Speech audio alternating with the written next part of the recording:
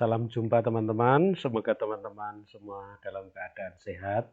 Kita belajar kosmologi, ekoteologi bersama saya dan Romo Matius Mali. RPS sudah saya kirim dan pengantar umum juga sudah saya kirim di LMS. RPS silahkan dipelajari. Di dalamnya memuat gagasan-gagasan pokok yang akan kita pelajari selama 1 semester sebagai kerangka umum dari pembelajaran kita. Karena kita masih ada dalam situasi pandemi, maka kuliah kita akan dilaksanakan secara daring. Akan kami kirimkan beberapa video nanti dalam perjalanan dan juga kita akan melaksanakan perkuliahan dengan menggunakan Zoom. Teman-teman silahkan melihat pokok-pokok gagasan dan terutama juga silahkan melihat di akhir dari RPS rencana pembelajaran semester terdapat sumber pustaka yang bisa dipelajari sebagai acuan dan nanti teman-teman juga bisa mencari sumber-sumber lain yang memperkaya pembahasan topik-topik yang terdapat dalam rencana pembelajaran studi. Rencana pembelajaran 1 semester. Kosmologi dan ekoteologi itu merupakan kajian filosofis dan teologis. Jadi dari perspektif filsafat dan teologi Kristiani tentang alam semesta dan lingkungan hidup. Objek materialnya adalah pemikiran tentang semesta dan berbagai fenomena, itu persoalan lingkungan hidup. Proses belajar kita tidak hanya menghafal teori-teori tetapi mencoba menganalisis berbagai pemikiran tentang semesta. Ada demikian banyak pemikiran tentang alam semesta dan juga analisis terhadap berbagai persoalan lingkungan hidup. Tujuan dari kuliah kita ini adalah agar kita mampu menguasai berbagai pemikiran, terutama pemikiran-pemikiran yang penting tentang semesta dan lingkungan hidup dari perspektif filsafat dan teologi Kristiani. Romo Matius Mali akan lebih banyak memberikan informasi-informasi dan dasar-dasar pemikiran dari perspektif teologi Kristiani dan etika. Hasil akhir dari mata kuliah ini adalah sebuah paper yang berisi analisis persoalan ekologis, persoalan lingkungan hidup, yang disertai langkah-langkah konkret, sebuah usulan untuk menanggapi persoalan lingkungan tersebut, dan juga usulan gerakan pelestarian lingkungan hidup. Masih akan kita lihat dalam proses ini, apakah paper ini nanti dibuat secara kelompok atau perorangan, pribadi-pribadi, nanti akan kami usulkan dalam perjalanan waktu. Sementara tugas-tugas yang lain tentu saja akan diberikan secara proporsional, mengingat juga mata kuliah yang lain pasti akan memberikan tugas-tugas dan nilai dari tugas-tugas itu akan diintegrasikan dengan nilai ujian akhir yang berupa paper ini.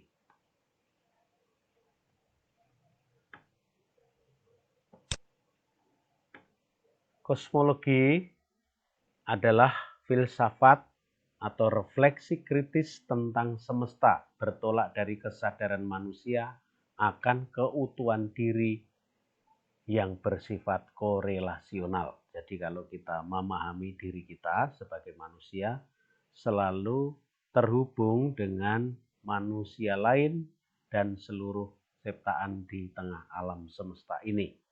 Kita selalu hidup dalam relasi timbal balik. Lalu refleksi kritis ini memiliki tugas pertama, memahami hakikat manusia sebagai makhluk semesta, makhluk alam semesta. Lalu memahami tanggung jawab manusia dalam melestarikan dan mengembangkan hidup dalam keterkaitan dengan semesta secara utuh. Yang ketiga, melaksanakan tindakan-tindakan yang humanis ekologis, mengembangkan nilai-nilai manusiawi di tengah semesta ini. Lalu ekologi lebih spesifik dibandingkan kosmologi, adalah filsafat lingkungan hidup atau refleksi kritis tentang lingkungan hidup, dan lingkungan hidup mempunyai lingkup atau jangkauan yang lebih sempit, lebih dekat dibandingkan semesta. Etika lingkungan hidup yang merupakan refleksi kritis atas sikap dan perilaku manusia untuk mengembangkan hidup bernilai dalam melestarikan hidup dan lingkungan hidupnya dari perspektif ilmu etika. Ini kita pelajari supaya kita memiliki bekal untuk bisa mengembangkan iman kita secara kontekstual dan terlebih nanti berpastoral secara kontekstual, karena pastoral tidak hanya menjangkau manusia pada dirinya sendiri, tetapi manusia dalam keterkaitan atau dalam relasi timbal balik dengan lingkungannya, dan persoalan-persoalan lingkungan menjadi persoalan hidup manusia. Gerakan ini berkembang sebagai yang kita sebut sebagai etika lingkungan hidup ini berkembang sebagai bentuk reaksi positif atas antroposentrisme yang tampak dalam perkembangan ilmu dan etika. Jadi antroposentrisme itu menempatkan sebuah pemikiran atau paham yang menempatkan manusia sebagai pusat dari semesta ini dan makhluk-makhluk lain di sekitar menjadi alat yang rentan dieksploitasi untuk kepentingan manusia. Jadi seolah-olah manusia sebagai tuan, sementara makhluk-makhluk yang lain itu adalah hamba yang bisa diperalat atau dijadikan sarana untuk hidup manusia. Sementara ekologi mengajak kita merefleksikan bahwa manusia dan makhluk-makhluk lain itu sejajar sebagai makhluk ciptaan, dan manusia sebagai makhluk berakal budi mempunyai kesadaran sekaligus tanggung jawab untuk melestarikan lingkungan.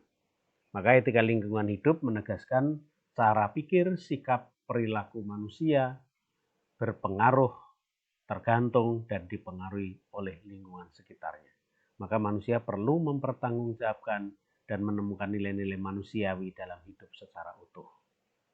Filsafat lingkungan hidup atau ekologi ini berfokus pada memahami hakikat manusia dalam keterkaitan dengan lingkungan hidupnya. Pemahaman yang benar dan bisa dipertanggungjawabkan tentang hakikat manusia dan semesta serta lingkungannya sangat berpengaruh terhadap sikap dan perilaku manusia dalam memperlakukan dirinya, sesama, dan lingkungan sekitar. Contohnya, orang yang memahami manusia sebagai tuan dan alam sebagai alat akan mudah merusak alam. Itulah yang kita sebut sebagai kecenderungan atau efek dari paham antroposentrisme. Teman-teman silahkan mencari contoh dalam budaya yang memahami lingkungan secara positif. Misalnya alam itu sebagai ibu atau sebagai mama, lalu memperlakukan alam dengan hormat dan melestarikannya. Memperlakukan alam sebagai saudara. Dan itu dengan demikian seperti ajaran Santo Fransiskus, dan teman-teman membaca Laudato Si, di situ akan jelas bahwa alam itu sebagai saudara. Filsafat lingkungan hidup berfungsi sebagai pembongkar pemikiran filsafat dan budaya yang bercorak antroposentrik, instrumentalistik, logika waktu pendek, dan pragmatik. Cara pikir yang menempatkan alam itu sebagai alat, sebagai sarana, dan memikirkan kehidupan manusia dalam jangka waktu yang pendek, sehingga tidak berpikir lebih jauh tentang apa tanggung jawab manusia terhadap generasi yang akan datang, warisan alam, kelestarian lingkungan untuk generasi yang akan datang. Lalu bagaimana kita merefleksikan alam semesta ini? Kita bertolak dari manusia. Dunia manusia ini terdiri macam-macam bentuk yang variatif, meliputi tanah, batu, air, udara, tumbuhan, hewan, tulang, darah, dan sebagainya. Namun kesadaran itu bertolak dari manusia yang memiliki akal budi, memiliki hati, dan merasakan keterkaitannya atau relasinya dengan lingkungannya. Dunia yang kelihatan berbeda-beda, sangat rumit, namun sekaligus kesatuan yang menakjubkan. Apakah dunia ini merata saja atau tertata? Ada pusat yang bisa dijadikan titik pandang? Itu pertanyaan mendasar dari kosmologi atau filsafat semesta. Posisi manusia dalam semesta ini adalah posisi yang menyadari kenyataannya bahwa manusia adalah kenyataan paling dekat dengan dirinya sendiri dan menyadari secara intensif sebagai bagian dari dunia. Manusia bisa merefleksikan dirinya sendiri sebagai mikrokosmos atau sebagai semesta kecil yang menggambarkan bahwa alam semesta ini dalam banyak hal unsur-unsurnya ditemukan dalam diri manusia. Dengan bertolak dari manusia, kita bisa memahami dunia secara lebih mendalam. Dan dengan demikian, kosmologi bisa ditempatkan sebagai refleksi metafisik antropologis, yaitu memahami dunia berarti memahami hakikat manusia, antropologinya ya, dan makna hidupnya dalam relasi yang intensif dengan dan dalam alam dunia ini. Itu gagasan pokok dan cakupan umum dari kuliah kita. Selebihnya teman-teman silahkan mempelajari silabus, mempelajari rencana pembelajaran satu semester ini. Dan pembagiannya jelas, saya dari perspektif filsafat, kosmologi, ekologi, tadi filsafat lingkungan hidup, sementara Romo Matius Mali akan memberikan bahan-bahan yang berguna untuk merefleksikan sikap dan tanggung jawab manusia di tengah alam dan lingkungan hidup ini dari perspektif teologi Kristiani dan etika Kristiani. Selamat belajar teman-teman, dan pada awal ini silakan teman-teman mencari bahan-bahan yang bisa memperdalam pemahaman kita tentang kosmologi dan ekoteologi. Selebihnya teman-teman bisa masing-masing mengangkat keprihatinan lingkungan yang saat ini kita hadapi, bisa mengambil dari internet atau dari clipping tentang persoalan lingkungan konkret yang berpengaruh terhadap hidup manusia. Entah itu polusi udara, air, tentang tanah, berbagai macam yang ada data di situ dan memprihatinkan, yang memanggil kita untuk ambil bagian atau terlibat melestarikan lingkungan hidup di sekitar kita, yang berarti menyelamatkan hidup kita atau menyelamatkan rumah kita, yakni alam ini. Terima kasih, selamat belajar, dan teman-teman silakan membaca dan berproses bersama kami. Nanti dalam pertemuan selanjutnya juga akan kita adakan pembelajaran lewat Zoom. Terima kasih.